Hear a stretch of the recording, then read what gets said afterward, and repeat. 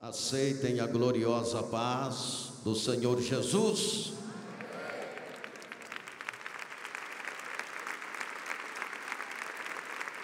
Aleluia. Eu acho que para Jesus pode ser melhor, não pode?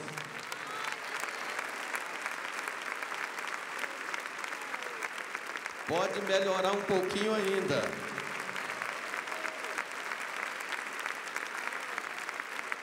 Ele merece melhor.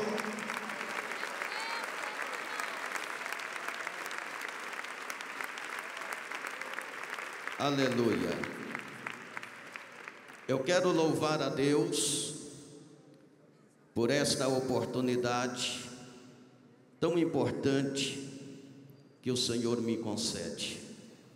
Quero agradecer a liderança do PEG.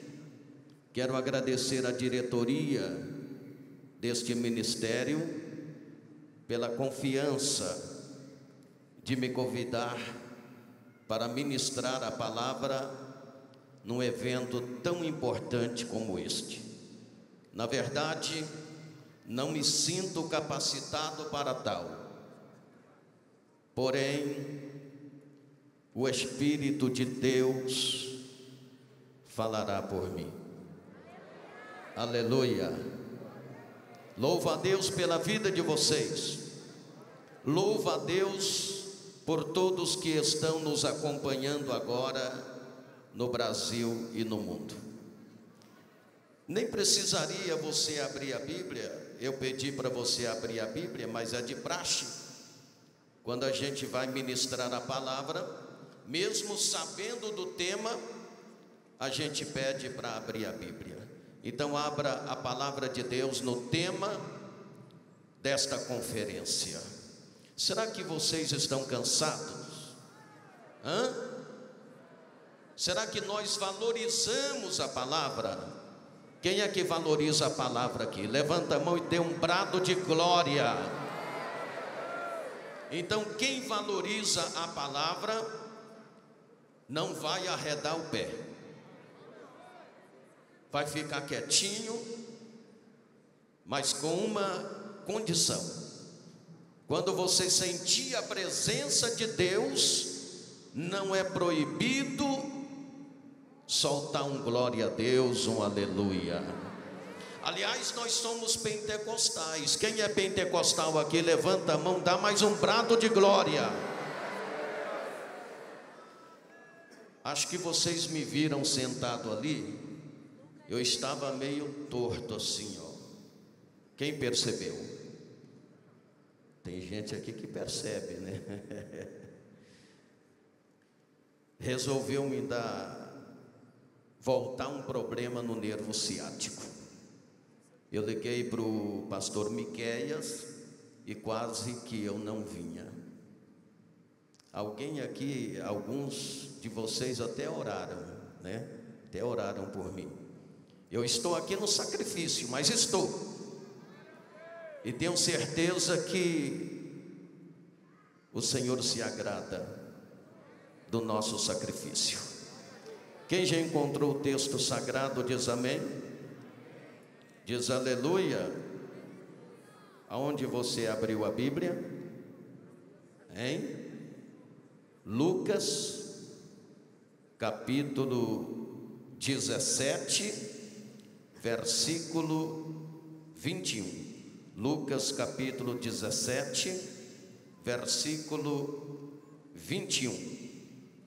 Louvado seja Deus. Vamos ler a partir do versículo 20. Diz assim a palavra: E interrogado pelos fariseus sobre quando havia de vir o reino de Deus, respondeu-lhes e disse: O reino de Deus não vem com aparência exterior, nem dirão ei-lo aqui ou ei-lo ali, porque eis que o reino de Deus está entre o quê? Entre vós. Amém. Coloca a mão na altura do seu coração, no seu peito.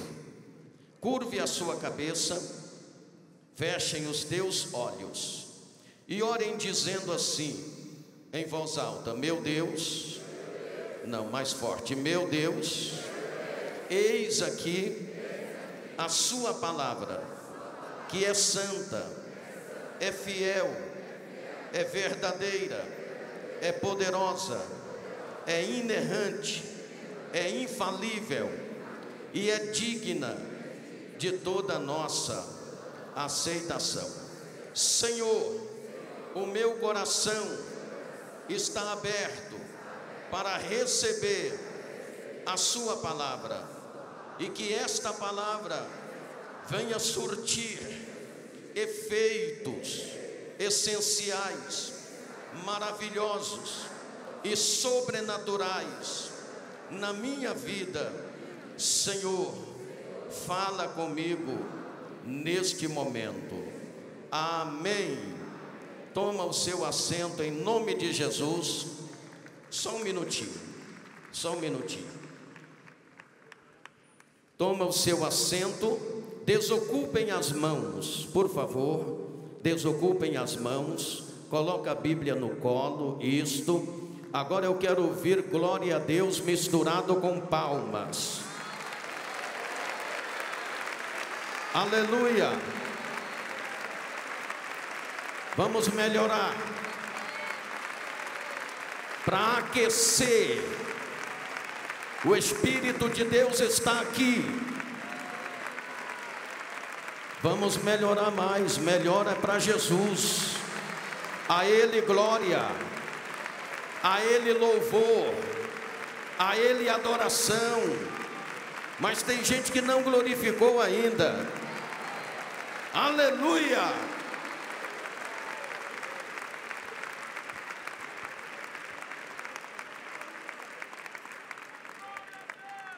Me deram 1h20, mas fiquem tranquilos que eu não vou ocupar todo esse tempo. Meus amados irmãos, o reino de Deus está entre vós. Essa expressão foi em resposta à pergunta dos fariseus. Todos nós sabemos. Eu sei que você sabe e eu só quero lembrar. Os judeus esperavam a chegada de um reino terreno, visível, liderado por um Messias conquistador. Eles esperavam a implantação desse reino exterior. O Messias que eles esperavam haveria de libertar a nação da opressão de Roma e constituí-la numa posição elevada no mundo. Nesse tempo, a vinda desse reino já era um desejo antigo dos fariseus, dos sacerdotes, dos religiosos daquela época. Eles esperavam com muita ansiedade a chegada deste reino. Então veja bem que a pergunta deles era pertinente, apropriada e legítima.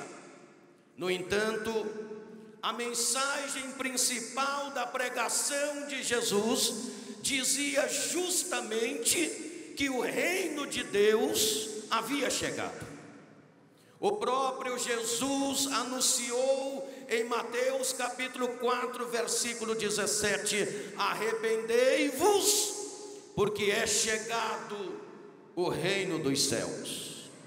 O problema é, meus irmãos, que na ótica dos judeus, tudo continuava exatamente como antes. Então, como o reino de Deus poderia ter chegado? Nenhum Messias havia sentado literalmente no trono em Jerusalém, e os judeus ainda continuavam sob o domínio de Roma. A resposta de Jesus a eles diz muito claramente qual foi o erro que eles cometeram. Na verdade, eles tinham entendido errado as profecias bíblicas acerca do reino e do Messias. Eles foram, de fato, surpreendidos por Jesus, quando Jesus responde para eles dizendo: o reino de Deus está entre vós. A frase, meus amados irmãos, significa que o governo de Deus na presente era é essencialmente espiritual. Jesus estava ensinando que o reino de Deus se encontra naquele coração que o reconhece como Senhor, Rei e Salvador. Porém, os fariseus se achavam grandes intérpretes da lei. Eles achavam que sabiam tudo e não precisavam aprender nada mais. Eram hipócritas e amavam o louvor a si mesmo e as posições de honra. Eles conheciam a lei, mas não compreendiam o espírito da lei. Eles eram opositores declarados de Jesus. Para muitos estudiosos, quando eles fizeram essa pergunta para Jesus, ela tinha um tom de zombaria, pois Jesus era muito diferente do tipo de Messias que eles esperavam.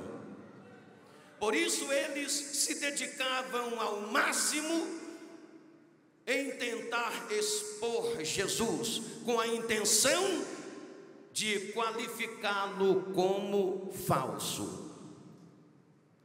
Jesus continua confundindo aqueles religiosos, os fariseus, os escribas. Ele diz: o reino de Deus não vem com uma exibição exterior, ou seja, não vem com visível aparência. Esse reino não é exterior, a ponto de alguém apontar: ele está ali ou ele está aqui. Meus amados, os judeus esperavam um reino que chegaria de forma estrondosa, com um grande cerimonial, que iria apresentar ao mundo um reino no qual eles teriam participação proeminentes. Mas Jesus aponta para o outro lado, dizendo que o reino de Deus estava se manifestando de maneira silenciosa e misteriosa, bem diferente da maneira que eles esperavam. O verdadeiro reino de Deus, em sua essência, é de caráter espiritual. O Messias genuíno, o rei prometido nas Escrituras, não veio cumprir a agenda de homens, ele veio cumprir o propósito soberano de Deus. Mas eles não entendiam isto. Você pode glorificar, não há problema, pode louvar, pode adorar o nome de Jesus. Na verdade, meus irmãos, esse reino é manifestado no reinado de Deus, no coração de homens e mulheres, moças e rapazes, que reconhecem Jesus Cristo como seu único e suficiente Salvador. O reino de Deus não está restrito a limites geográficos ou preso a certa etnia. Ele cresceria por toda a terra e reinaria entre os cidadãos, pessoas de todos os povos, línguas e nações. Esse reino estaria em pleno desenvolvimento nos corações que reconhecem o senhorio de Jesus Cristo e se submete à vontade do Deus Todo-Poderoso que está no céu. Porém, veja bem, em outra tradução, Jesus Cristo disse, e o pastor Davi falou isto na participação dele. Jesus disse, e confunde mais ainda: os religiosos da sua época. Ele diz: porque o reino de Deus está dentro de vós. Algumas pessoas têm tido dificuldade para compreender esta frase: o reino de Deus está dentro de vós. Como Jesus poderia dizer o reino de Deus está dentro de vós, se aquele grupo ainda não havia o aceitado como Salvador? A ideia é entender que quando Jesus disse o reino de Deus está entre vós, é porque Ele mesmo estava ali, vivendo, pregando e realizando sinais e maravilhas no meio deles. Agora, quando Jesus disse o reino de Deus está dentro de vós, Ele estava justamente confrontando a ideia errônea de um reino físico, terreno e exterior, apontando claramente para um reino de caráter espiritual. Porém, ouçam uma coisa: mentes anuviadas por tradições, rituais e pecados não percebem a chegada do reino de Deus. Eu estou dizendo para vocês que as mentes daqueles fariseus, escribas, sacerdotes estavam anuviadas por tradições, pecados e rituais, e eles não conseguiram perceber a chegada do reino de Deus. Se os religiosos da época, os teólogos e eruditos, buscassem as Escrituras com diligência e oração, eles teriam percebido a chegada do reino de Deus. No entanto, meus irmãos, foram pessoas humildes que deram créditos à chegada do rei, como os magos do Oriente e os pastores de Belém. Na época da chegada do rei, os sacerdotes da cidade santa poderiam ter reconhecido e anunciado a chegada do Messias prometido, pois a Bíblia relata em Miqueias capítulo 5 versículo 2, ali o profeta identificou a sua cidade natal. E em Daniel capítulo 9 versículo 25, o profeta apontou para o tempo da sua chegada.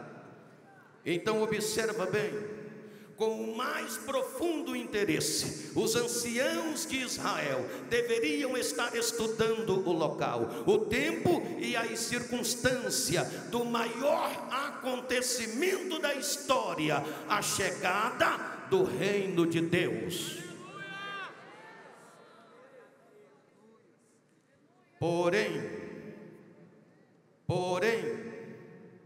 eles estavam descuidados, e o povo adormecido em seus pecados, e não percebem a chegada do reino de Deus.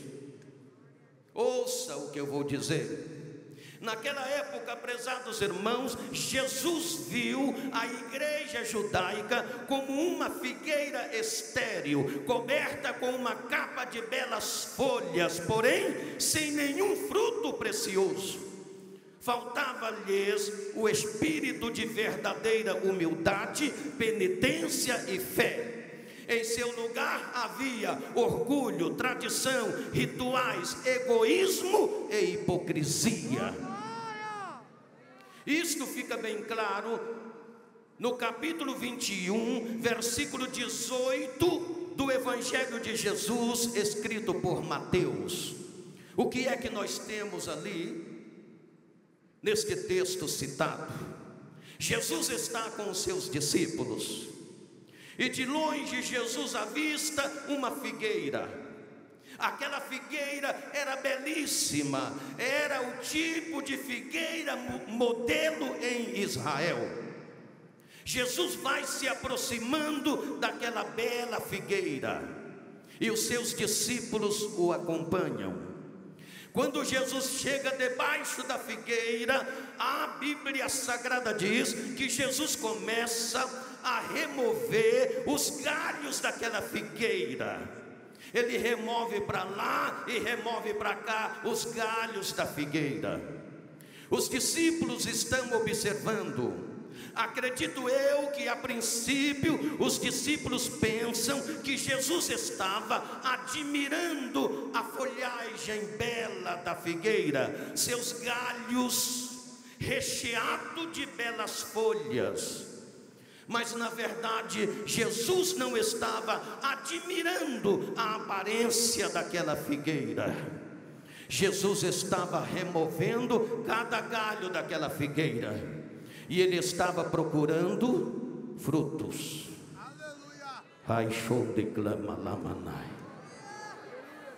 Jesus estava procurando o quê? Não, eu quero que vocês participem. Jesus estava procurando o quê? Deste lado aqui, Jesus estava procurando o quê? Deste lado aqui, Jesus estava procurando o quê? Deste lado aqui vai sair mais forte, quer ver? Jesus estava procurando o quê? Frutos.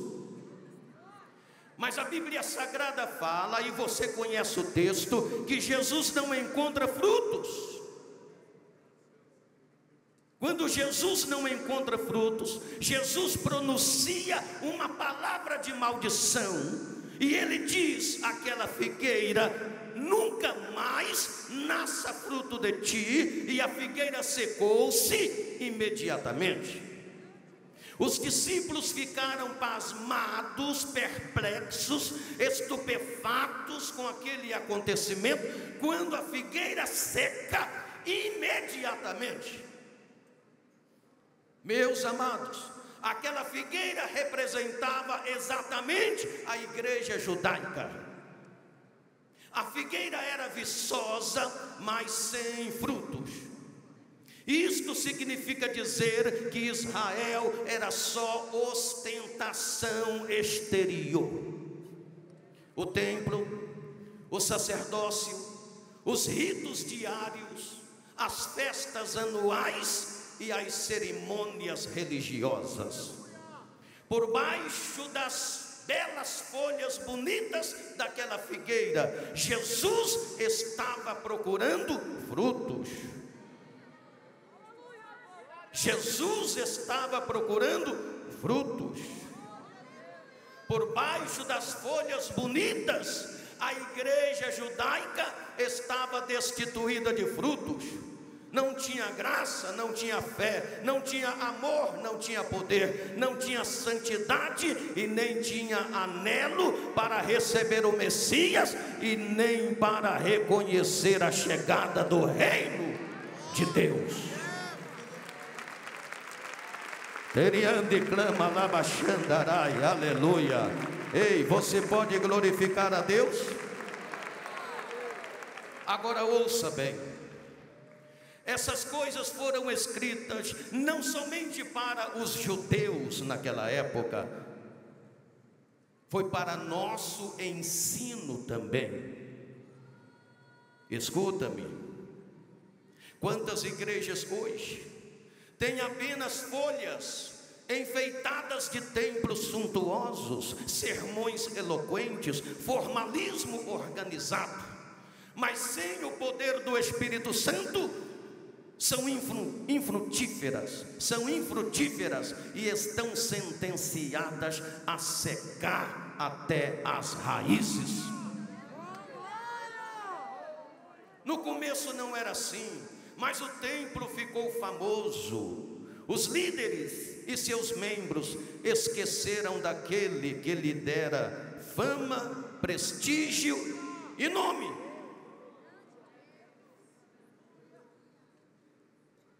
Ouça-me, Jesus estava à procura de frutos. Ele não estava admirando a aparência, a beleza da figueira. Ele estava procurando frutos. Permita-me eu dizer uma coisa na direção do Espírito Santo.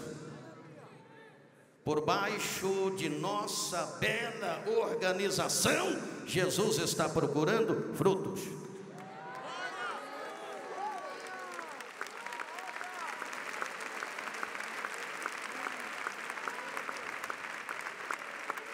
Ouça, Por trás de nossa bela organização, Jesus está procurando frutos. Por trás da beleza do nosso louvor, Jesus está procurando frutos. Por trás da beleza do nosso ensino, Jesus está procurando frutos. Por trás da beleza da nossa pregação, Jesus está procurando frutos. Por trás da beleza das línguas estranhas que falamos, Jesus está procurando frutos. Ei, ouça, folhas bonitas até as vegetações venenosas possuem. Beleza externa, os catedráticos também possuem. Falar bonito, os filósofos também falam. Em Mateus capítulo 3, versículo 7 ao versículo 10, antes de Jesus, Deus mandou um mensageiro. Ele tinha o nome de João Batista. E quando João Batista chegou, ele já detectou este problema que Jesus detectou nos dias dele. E João Batista, ele pregou uma mensagem tremenda. E a mensagem de João Batista era como pancada de marretas e explosão de dinamite. Ele pregava para ver se aquebrantava aqueles corações endurecidos. E ele dizia: raça de víboras, quem vos ensinou a fugir da ira futura? Produzi, pois, frutos dignos de arrependimento. E tem mais: o machado está posto na raiz da árvore, e toda árvore que não produz bom fruto é cortada e lançada no fogo.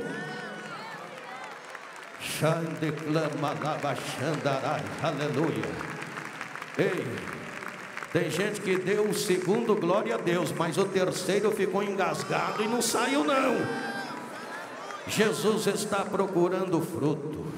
Será que tem árvores frutíferas aqui? Tem? Será que tem árvores frutíferas aqui? Quem é uma árvore frutífera aí? Levanta a mão e glorifica o nome daquele que vive e reina por toda a eternidade. Aleluia, glória a Deus. Deixa eu falar uma coisa para vocês. Às vezes, a mente dos crentes ficam tão cheia de falsos ensinos que eles só conseguem entender parcialmente as coisas reveladas na palavra de Deus. Mesmo quando Jesus estava com os discípulos, parte deles acreditavam no conceito popular de que o Messias seria um príncipe terreno que exaltaria Israel e o transformaria em um império universal. Não conseguindo compreender as palavras de Jesus Cristo que prediziam seu sofrimento, sua morte e sua ressurreição, fixaram o coração na glória de um império terreno, e isto cegou-lhe o entendimento. E há muitas pessoas cujo entendimento continua cegos, não conseguem enxergar, observar a palavra de Deus. O que é que nós temos em Marcos capítulo 10, versículo 35? Ouça isto. Jesus estava próximo de Jerusalém, talvez pensando que ele ia direto para o trono. Tiago, acredito que foi mais ou menos assim. Eu vou fazer uma analogia. Tiago e João eram amigos, e eram amigos muito chegados em Jesus. Tiago chegou para João e disse: João, nós estamos próximo de Jerusalém. Quem sabe chegando em Jerusalém, ele vai direto para o trono. Você é amigo dele, eu também sou, nós somos amigos dele, então vamos fazer um pedido para ele. Você topa? Que pedido? Vamos pedir a Jesus que permita que, assim que Ele estabeleceu o seu reino, sentar no trono, que Ele permita que nós dois nos assentamos, um à sua direita e um à sua esquerda. Aí João falou: eu topo. Vamos lá.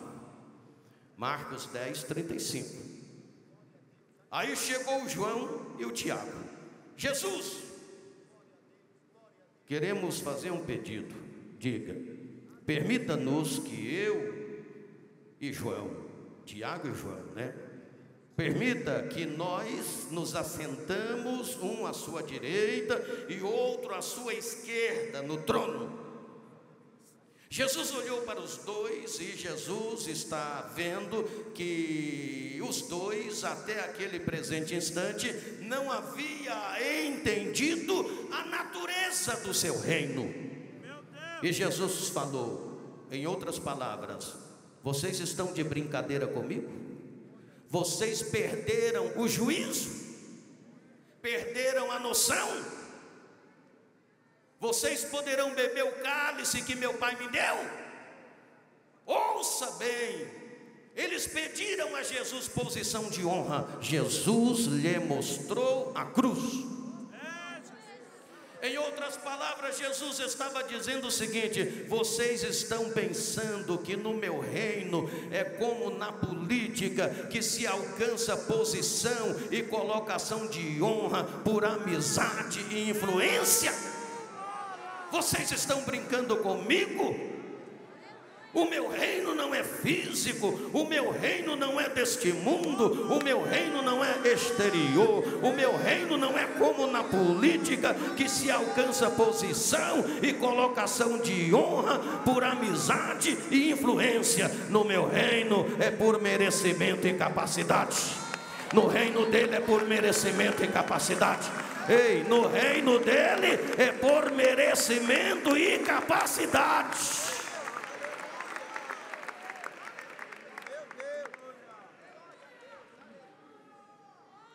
Pastores, erramos quando nós separamos obreiros para o reino simplesmente por amizade e influência. Erramos. Porque Jesus deixa claro que no reino dele é por merecimento e capacidade. Por isso, nesta madrugada, a nossa oração é para que o Espírito Santo capacita esta nova geração, enchendo de poder, e do Espírito Santo capacitando para o trabalho do reino. Aleluia. Teri onde clama labaxandarai. Ouça. Você já leu? Eu sei que você já leu as 7 cartas que o Senhor Jesus redigiu e enviou para as 7 igrejas da Ásia Menor. E uma delas foi para Tiatira. Qual era o problema da igreja de Tiatira?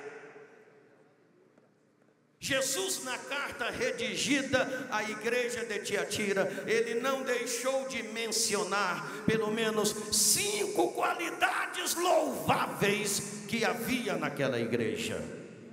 Mas ele não desculpou aquela igreja de seu pecado capital. Jesus disse na carta redigida àquela igreja: tenho contra ti que toleras o ensino de Jezabel. Quem era Jezabel? A mulher como a rainha que oficializou o culto idólatra em Israel. Existia dentro da igreja de Tiatira, em plena atividade, uma mulher que de modo iníquo e ostensivo ensinava aos crentes da igreja de Tiatira o engano da prostituição. No entanto, ela era tolerada, mesmo seduzindo os crentes daquela igreja a se prostituir. E por que que aquela mulher era tolerada em plena atividade? Talvez devido à sua influência. Talvez ela fosse amiga de alguém da direção daquela igreja. Talvez ela fosse esposa de um dos líderes da igreja. Talvez ela fosse da alta sociedade, ou talvez ela fosse esposa de um grande político da cidade de Tiatira. Talvez ela fosse representante ou dona de uma grande indústria da cidade de Tiatira, já que aquela cidade era uma cidade de indústria de tecidos. Talvez ela fosse rica e o seu dízimo fosse muito alto e sustentava aquela igreja. Talvez fosse ela a esposa do próprio pastor da igreja. Porém, nada disto justificaria tolerar aquela mulher em plena atividade que de modo iníquo e ostensivo ensinava aos crentes daquela igreja o engano da prostituição. Na carta que Jesus redigiu para aquela igreja, Jesus falava contra aquela igreja, dizendo: tenho contra ti. Jesus deixa bem claro ali que no reino dele não há tratamento especial, no reino dele não há tratamento diferenciado, no reino dele não há casos especiais, no reino dele todos têm que trilhar o mesmo caminho, todos têm que entrar pela mesma porta. Ei, você pode glorificar o nome de Jesus? Aleluia, glórias ao nome do Senhor. Por isso, senhoras e senhores, moças e rapazes, eu repito novamente, nesta madrugada, o Senhor vai capacitar jovens comprometidos com o reino de Deus. O Senhor já está capacitando jovens comprometidos com o reino de Deus. Entenda isto: no reino de Deus, Jesus deixa claro que o reino dele não é como na política, que se alcança posição e colocação de honra por amizade e influência. Quando fazemos isto, erramos, porque no reino de Deus é por merecimento e capacidade. Ei, dá um glória a Deus aí, glorifique o nome de Jesus. Aleluia, louvado seja Deus. O que é que nós temos em Mateus 21, quero que vocês participem. Ouça, olha para cá, olha para cá. Você conhece Mateus 21, eu vou te ajudar. Acontece a entrada triunfal de Jesus. Jesus entra aonde? Em Mateus 21. A entrada triunfal de Jesus em... Meu Deus do céu. Juventude, a entrada triunfal de Jesus em... diga mais alto. A entrada triunfal de Jesus em... Eu gosto de ver vocês ativos, participando. Mais uma vez. A entrada triunfal de Jesus em... Jerusalém. Agora, quando Jesus entra em Jerusalém, em Mateus 21, ele vai direto para o palácio? Não. Ele vai direto ao trono? Não. Ele vai aonde? Apesar de entrar como rei, ele não vai direto ao palácio, ele não vai ao trono, ele vai direto ao templo. Sabe por quê? Porque o reino dele não é deste mundo, o reino dele é de caráter espiritual. Ele vai para o templo. Antes da crucificação, Jesus explicou aos discípulos que ele seria morto e que ao terceiro dia ele ressuscitaria. No entanto, alguns deles se esqueceram desta palavra. No exato momento em que esperavam ver o seu mestre subir no trono de Davi, eles testemunharam a sua prisão, seus açoites, sua condenação e sua crucificação. Aí, quando veio a morte, alguns deles angustiaram-se e morreu a esperança, como se eles não tivessem sido avisados. Meus irmãos, olha aqui, olha aqui. Quando o Senhor fala, Ele requer que mentes sensatas obedeçam a sua palavra. Jesus entra em Jerusalém. E o que acontece em Jerusalém? Ele é crucificado. Ele morre. Ele morre. Assim como ele havia dito aos seus discípulos, que chegando lá, isto aconteceria. Ele morreu. Aí nós vamos para Lucas 24, 13 ao 35. Jesus morreu. E em Lucas 24, 13 ao 35, fala de dois discípulos. Vocês conhecem, dois discípulos na estrada de Emaús. Esses dois discípulos angustiaram-se tanto quando Jesus morreu, porque eles esperavam um reino físico, político, exterior, e depararam-se com um reino de caráter espiritual. Jesus morreu, passou-se o primeiro, o segundo e o terceiro dia. Esses dois discípulos, um chegou mais ou menos assim, um chegou para o outro e disse: e agora? Cadê ele? Disseram por aí que as mulheres foram ao sepulcro e diz que ele ressuscitou, mas ninguém viu nada. Aí um deles disse assim: para mim acabou, para mim morreu.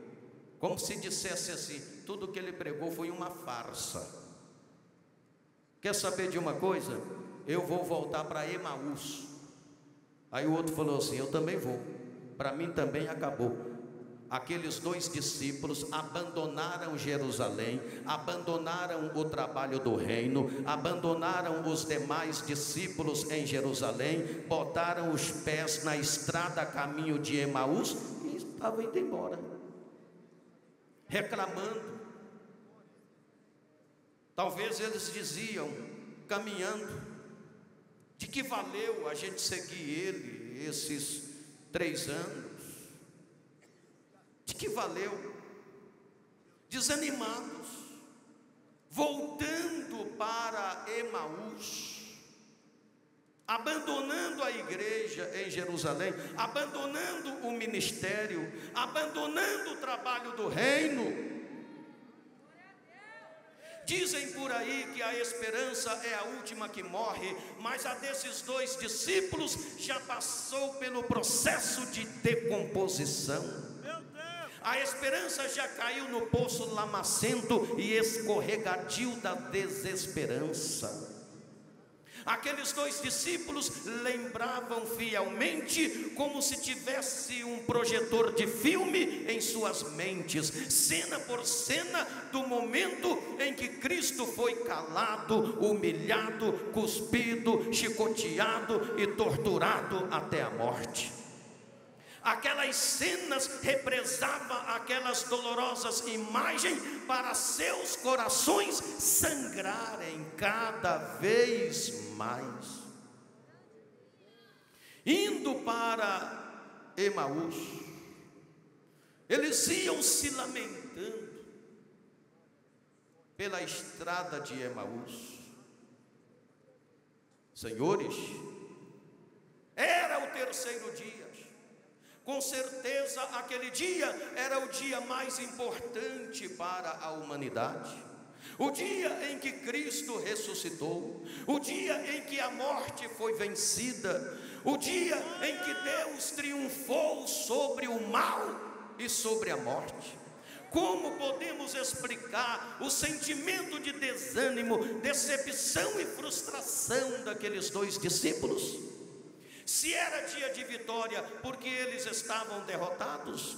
Se era dia de festa e de alegria, porque eles estavam tristes? Se era dia de glória, porque eles estavam frustrados? Se o dia era de maior vitória que o universo já teve, por que eles estavam fracassados? Meus irmãos, ouça-me, na nossa trajetória cristã, nós também podemos passar pela experiência da estrada de Emaús, a estrada do regresso, a estrada da decepção, a estrada do desânimo, a estrada da cegueira, a estrada da falta de fé, a estrada da volta ao passado e da inobservância das Escrituras. Aqueles dois discípulos não encontraram outro caminho. A decepção foi o caminho mais curto para aqueles dois discípulos que esperavam uma coisa de Jesus e viu outra. Eles esperavam um reino político, físico, exterior, e depararam-se com um reino de caráter espiritual. Veja bem, isto nos mostra o tamanho da decepção deles. Jesus havia ressuscitado, Jesus estava vendo tudo aquilo. Sabe o que houve? Você sabe, eu só quero lembrar. Jesus veio ressurreto e eles já estavam quase chegando na aldeia de Emaús. Jesus entra no meio dos dois. Aí Jesus olha para um, olha para outro e diz assim: que história é essa que vocês estão comentando pelo caminho? Um olhou para Jesus assim e disse: ué, você é peregrino nesta terra? Você não sabe as coisas que têm acontecido nesses dias? Aí Jesus falou: que coisas? Aí eles disseram: a que diz respeito Jesus de Nazaré? Nós éramos seguidores dele, discípulos dele. Ele morreu, esperávamos que ele ressuscitasse. Ele falou que ia ressuscitar e até agora nada. Se bem que umas mulheres disseram que foram ao sepulcro e o sepulcro estava vazio, e alguns homens também, alguns discípulos disseram também, mas ninguém viu nada. Nós estamos decepcionados. Jesus começou a ensinar a eles as Escrituras. Honécios e tardio para entender as Escrituras. Jesus pregou para eles, ressurreto pregou para eles. Quando chegou lá no lugar, na aldeia que eles iam ficar, Jesus fez como que ia mais para frente, e eles disseram: já é tarde, fica conosco. Aí Jesus ficou. Aí Jesus pegou o pão e partiu o pão e teve comunhão com eles. Jesus queria resolver o problema deles. Jesus entende as nossas fraquezas e entendeu a fraqueza deles. Jesus naquele momento partiu o pão e na hora da comunhão eles reconhecem que é Jesus. É Ele.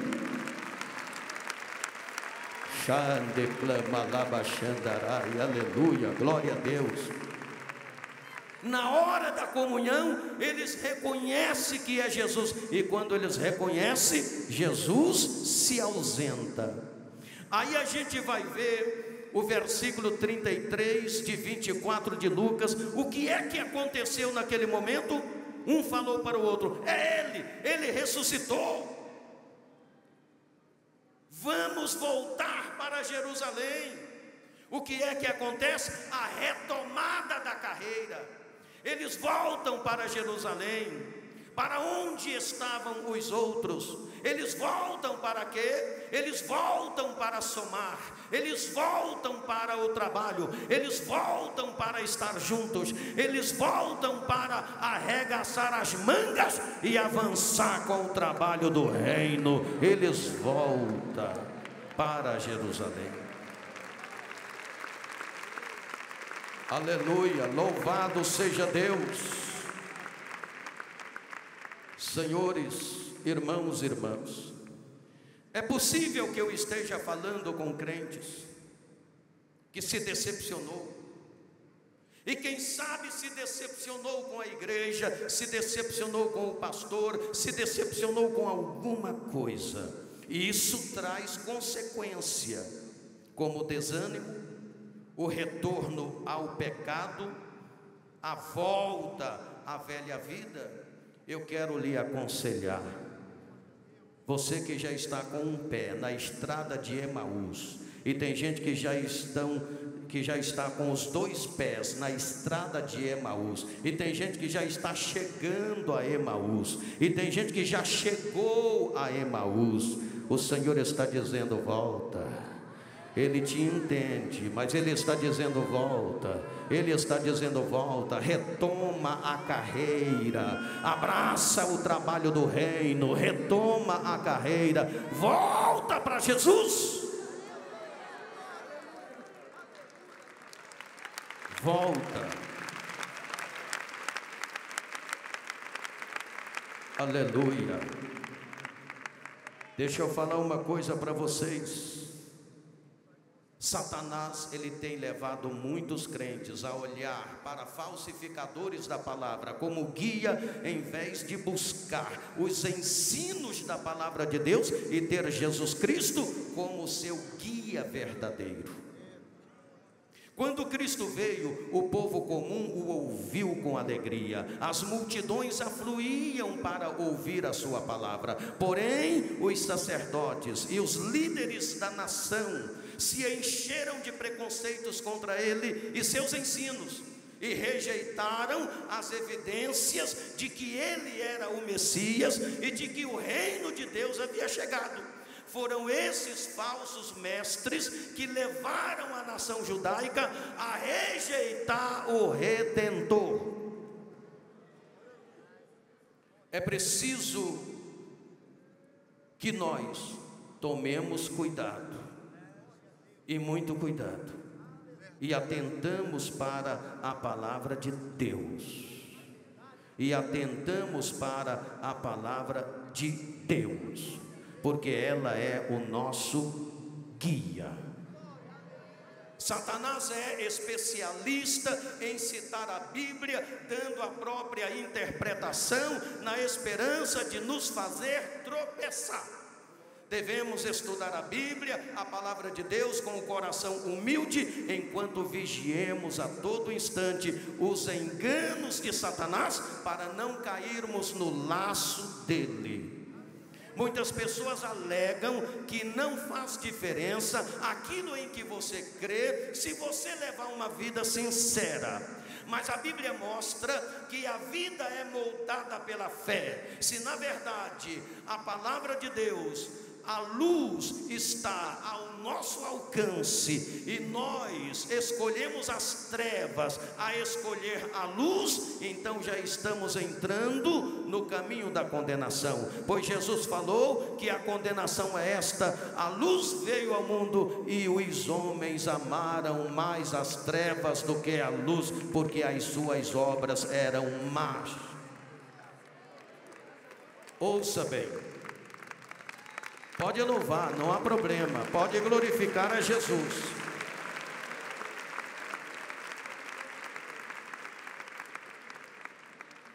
Muitos não têm a fé verdadeira, concordam apenas com alguns princípios da palavra de Deus. Precisam entender que o reino de Deus não é abstração, O reino de Deus não é falácia, o reino de Deus não é mentira, o reino de Deus não é hipocrisia, o reino de Deus não é farisaísmo, o reino de Deus são atos concretos, comportamento, postura, caráter. Santidade é composto de pessoas que têm vida espiritual ativa. Aleluia, glória a Deus.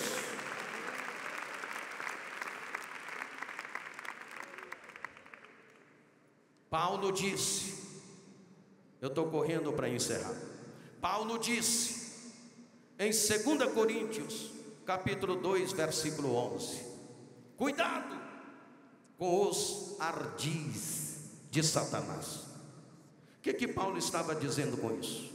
Não ignoreis os ardis de Satanás. O que é isto? Não ignoreis as astúcias do diabo. Ele não brinca em serviço. Você pode brincar, ele não brinca. Eu já vi crente falar assim: o diabo é como um cachorro vira-lata, ele late, você bate o pé, ele sai correndo. Não é bem assim. Eu não quero fazer apologia à força do diabo, mas estou aqui para falar a verdade para vocês, que não é de qualquer maneira que se vence o diabo. O diabo não é juventude, o diabo não é um cachorro banguelo que late e não morde. Satanás tenta a todo instante deturpar o caráter de Deus, a natureza do pecado e as reais questões em jogo no grande conflito. Seus falsos argumentos dão permissão para as pessoas pecarem. No mesmo tempo, ele incute falsas ideias sobre Deus para que pense nele com ódio e medo, ao invés de amor e misericórdia. É obra-prima de Satanás levar as pessoas a não parar de especular sobre coisas que Deus não revelou, e desprezam aquelas que Deus revelou. Você já ouviu crentes preocupados em ficar indagando sobre coisas que Deus não revelou? Enquanto estão preocupadas com coisas que Deus não revelou, estão desprezando as coisas que Deus revelou. Lúcifer, ele ficou insatisfeito porque Deus não partilhou com ele todos os segredos dos seus propósitos. Então ele virou as costas para as coisas que Deus havia revelado. Agora ele tenta imbuir as pessoas do mesmo espírito para levá-las a ignorar as coisas que Deus revelou. Paulo disse em 1 Coríntios 2:14 ao 15: o homem natural não compreende as coisas do Espírito e nem pode compreender, porque elas se discernem espiritualmente. Mas o que é espiritual discerne muito bem tudo, sabe o que está fazendo. Existem dois tipos de crente na igreja: os religiosos, simplesmente religiosos, e aqueles que têm uma vida espiritual ativa.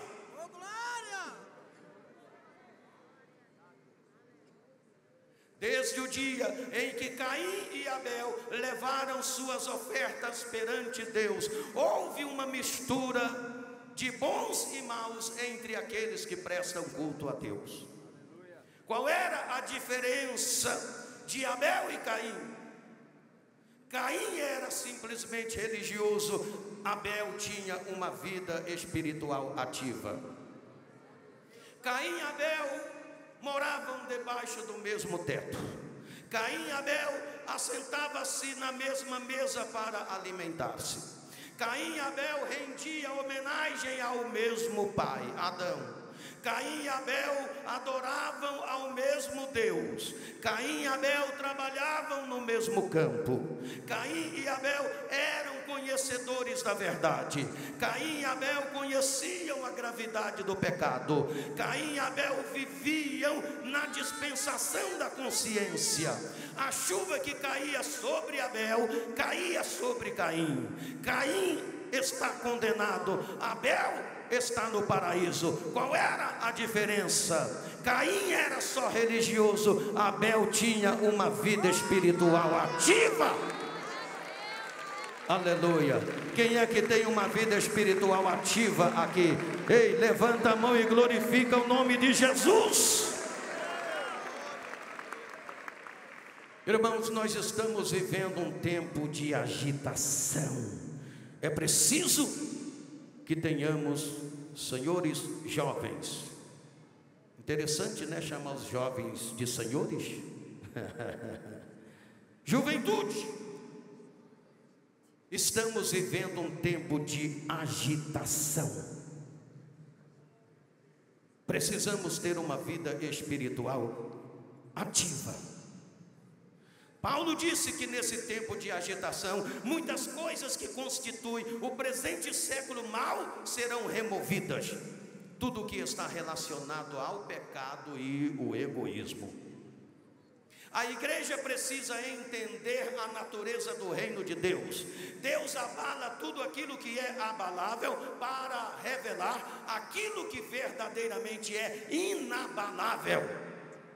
Todos os reinos e impérios passam e são abaláveis, exceto um reino eterno, do qual somos convidados a fazer parte dele. E Jesus falou que este reino está dentro de mim, está dentro de você. Se está dentro de você, levanta a mão e dá um brado de glória agora.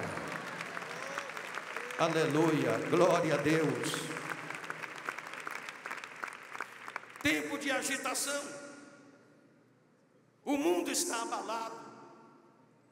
O profeta Ageu, no capítulo 2, versículos 6 ao 7, ele profetizou lá atrás que este mundo seria abalado dentro de um reino que não pode ser abalado. Que reino é esse que não pode ser abalado?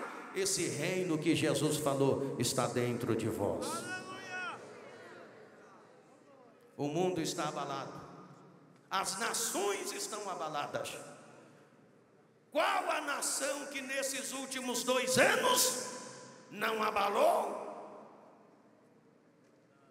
Mas enquanto as nações estão abaladas, quem tem esse reino dentro dele, olha para o céu e dá o grito: Maranata, ora vem Senhor Jesus. Quem é que pode gritar Maranata, ora vem Senhor Jesus, hein? Quem é que pode gritar Maranata, ora vem Senhor Jesus? Mas tem crente que não acredita mais no arrebatamento da igreja. Ei, você ainda acredita no arrebatamento da igreja? É você que vai responder. Quem ainda acredita no arrebatamento da igreja, levanta a mão e dê um glória. Então deixa eu falar uma coisa para vocês, olha para cá. Os acontecimentos mundiais afunilam-se aceleradamente. A explosão demográfica está vinculada ao pecado de adultério, prostituição, promiscuidade, fornicação e etc. Estamos vendo que a família, a religião, a sociedade não estão bem. O palco da grande tribulação já está devidamente montado, esperando apenas o arrebatamento da igreja e o anticristo se personificar, pois o espírito dele já está agindo no mundo. As profecias bíblicas estão se cumprindo. Estamos vendo fome, peste, avanço científico suicida, crimes, violência, inversão de valores. Tudo isto assustam a humanidade, e não existe precedente na história capaz de justificar o que estamos vendo. Quer que eu diga uma coisa para vocês? O céu está preparado para um povo preparado. Eu vou repetir porque tem gente que não entendeu. O céu está preparado para um povo preparado. Cadê esse povo preparado? Cadê esse povo preparado? Cadê esse povo preparado? Levanta a mão e glorifica Jesus.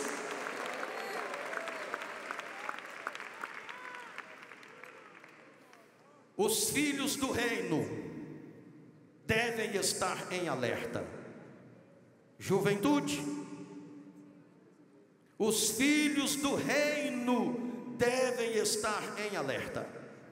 Ouça-me, as falsas doutrinas em meio às igrejas removem os marcos que a palavra de Deus estabeleceu.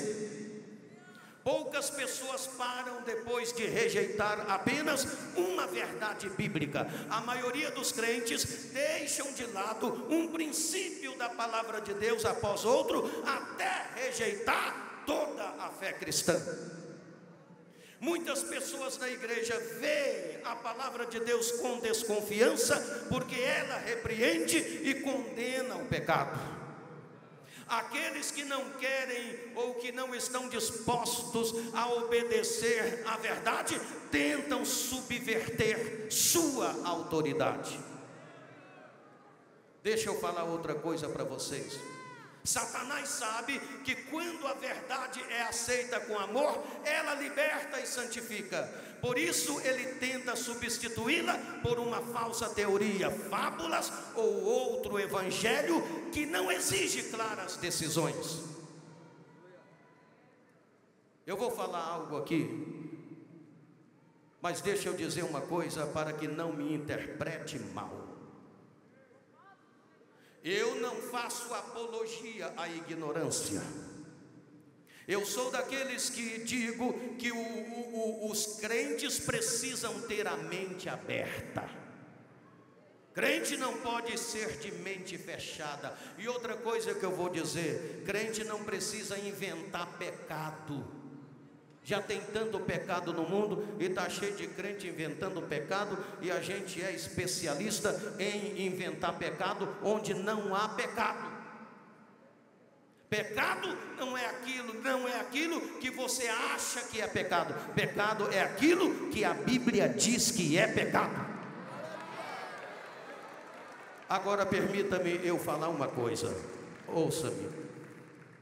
Alegando ter a mente aberta, muitas pessoas ficam cegas e aceitam os enganos de Satanás. As pessoas deixam de lado os princípios da palavra de Deus e a igreja fica presa ao pecado, ao passo que alegam estar livre. Eu vi alguém dizer que tem crente que a mente está tão aberta a ponto do cérebro sair para fora. Foi isso, mais ou menos isto que aconteceu no século 13.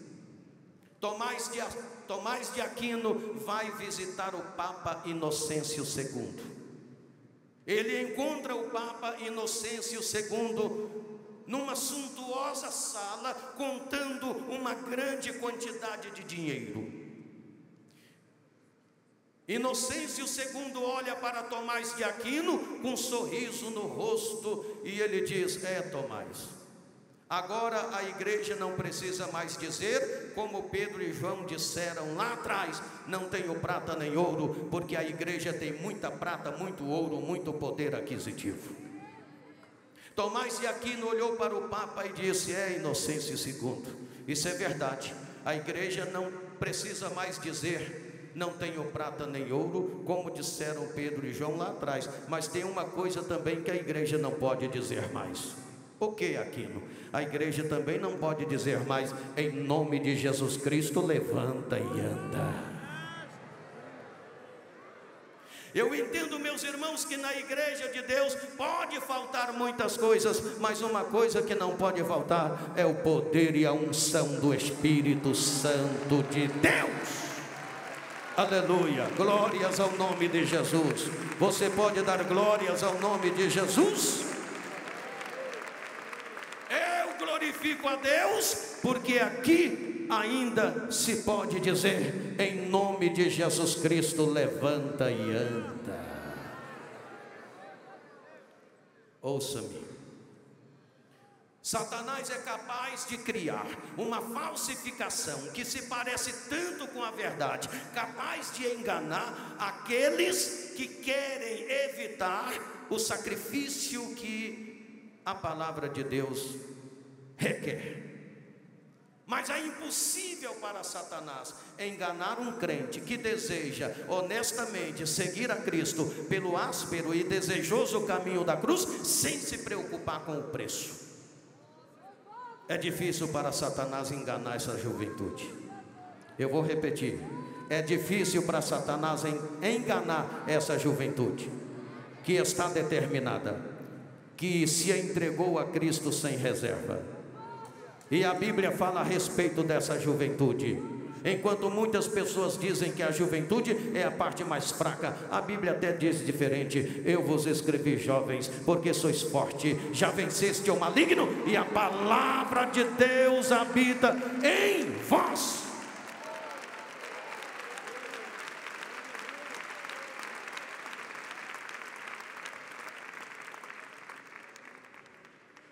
Eu vou encerrar. Eu vou encerrar porque não tenho mais tempo. Fique em pé. Eu vou encerrar com duas coisas interessantes aqui. Fique em pé, olha para mim. Olha para cá. Na galeria também. Nas galerias. Olha para cá em nome de Jesus. Aleluia. Já oramos para batismo no Espírito Santo. Já oramos para receber unção para Deus capacitar. Olha para cá, em nome de Jesus. Você conhece o capítulo 4 de Zacarias? Ei, olha aqui. Você conhece o capítulo 4 de Zacarias? Eu sei que conhece, eu só quero lembrar. Olha cá. O capítulo 4 de Zacarias deve ser nosso. O profeta viu um castiçal de ouro que permanecia aceso, abastecido continuamente de azeite celeste e conduzido ininterruptamente por canudos de oliveiras vivas. O anjo deu a interpretação da visão dizendo: não por força nem por violência, mas é pelo meu espírito, diz o Senhor. Jovens, se queremos ter um ministério brilhante de salvação de almas, precisamos ter o abastecimento contínuo do Espírito de Deus em nossas vidas. O Filho de Deus nos fornecerá dia após dia este azeite celeste que produz em nós a necessária luz e o indispensável poder. Eu quero dizer uma coisa, olha aqui, receba poder do Espírito Santo. O Espírito Santo vai distribuir as credenciais para o trabalho do reino. E quem quer as credenciais para o trabalho do reino? Quem quer? Eu estou perguntando, quem quer? Levanta a mão e glorifique ao Senhor. Ouça aqui.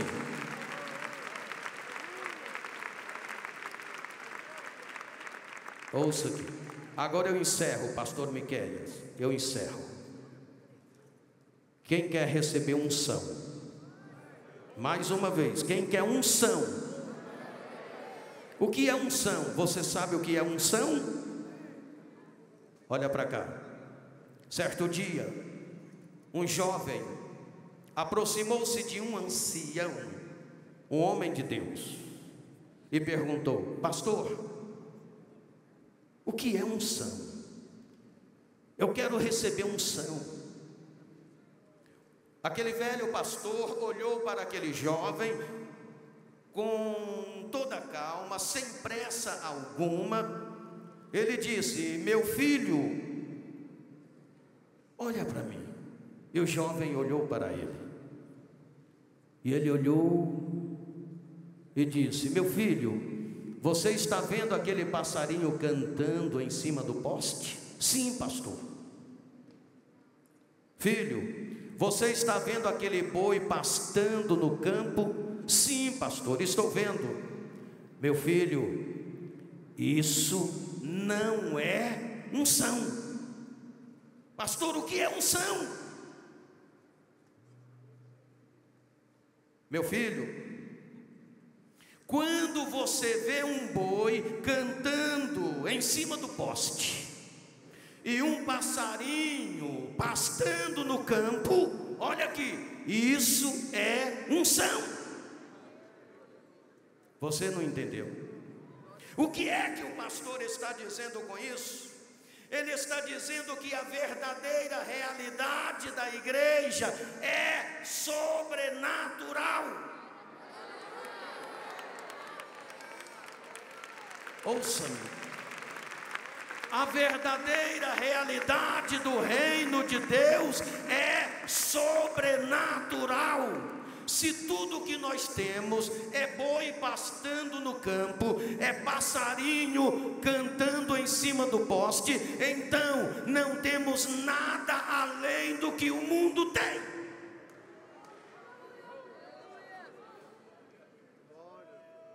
Eu disse que a verdadeira realidade do reino de Deus é sobrenatural. Unção é algo sobrenatural, celestial, inusitado, algo para impactar o mundo. Unção é o poder do Espírito Santo sobre a vida da igreja, sobre a vida dos servos e das servas de Deus. E Deus quer te dar unção para você impactar este mundo. Levanta a sua mão em nome de Jesus. Dá um glória a Deus aí. Dá um glória a Deus aí. Não, está fraco. Dá um glória a Deus aí. Mais forte em nome de Jesus. Vai aumentando, vai aumentando. Vai dando glória. Vai dando glória. Vai dando glória. Vai dando glória, não, vai dando glória. Vai dando glória. Deus quer impactar a sua vida hoje, nesta manhã. Declama lá baixando.